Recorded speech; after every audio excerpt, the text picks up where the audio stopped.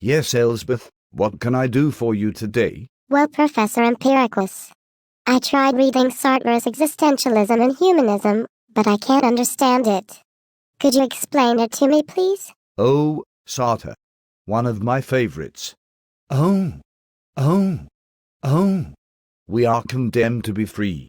Oh, the anguish. Professor Empiricus, are you an existentialist? Well, I have been known to frequent the left bank in Paris with women of dubious repute on my arm, dressed in black, smoking strong cigarettes and sitting in dark cafes all day and well, some say I look like Sartre himself. Well, you both wear glasses. Was he bald with a comb over too? You wanted to know about existentialism and humanism, yes? I will start at the beginning.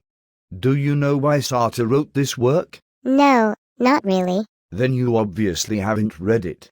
He wrote it in response to the criticisms that existentialism is excessively individualistic, that it denies the seriousness of human affairs. Who said that?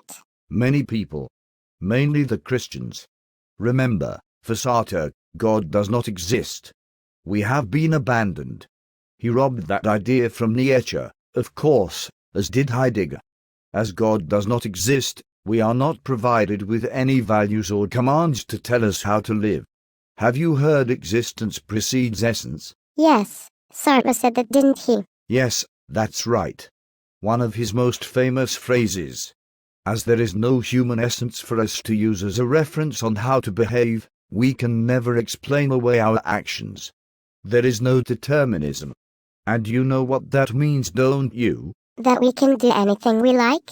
Well, we have no values to legitimize our behavior. We are left alone, without excuses. Let me quote Sartre himself. Man is condemned to be free. Condemned, because he did not create himself, yet is nevertheless at liberty, and from the moment that he is thrown into this world he is responsible for everything he does. Oh, what fine words. Magical, don't you think? So is that why the Christians didn't like him? Well, think about it from their point of view. They have God and priests to tell them what to do, to tell them what human values are and how they should behave. Existentialists have no one. Again I quote Sartre. You are free. Therefore, choose. Man is nothing else but that which he makes of himself. Oh, what fine words. Also robbed from Nietzsche, I suspect. So we can do what we like. Well, there is no reality except in action. Man is nothing else but the sum of his actions, nothing else but what his life is. There's no God, so there are no values. I get that. We did not create ourselves, and are free. I get that too. But what about responsibility? Responsibility to others? Good question. When Sartre says that man is responsible for himself, he doesn't mean that he is only responsible for his own individuality.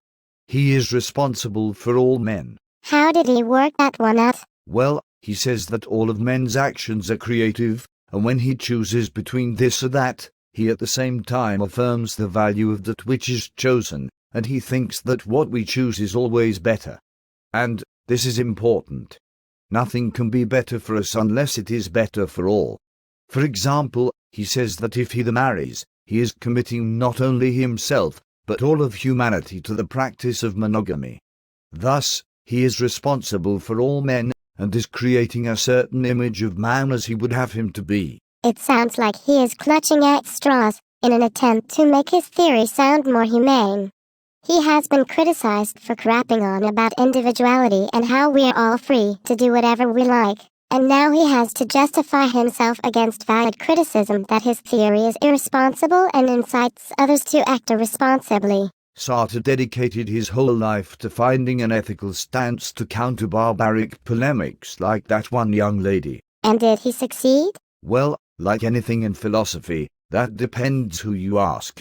Now, if you don't mind, I have to contemplate the objects being in themselves on my desk before my next class, so if that is all. Yes, Professor Empiricus. Thank you. That was very helpful. I go in freedom and despair. That's my girl. We'll make an existentialist out of you yet.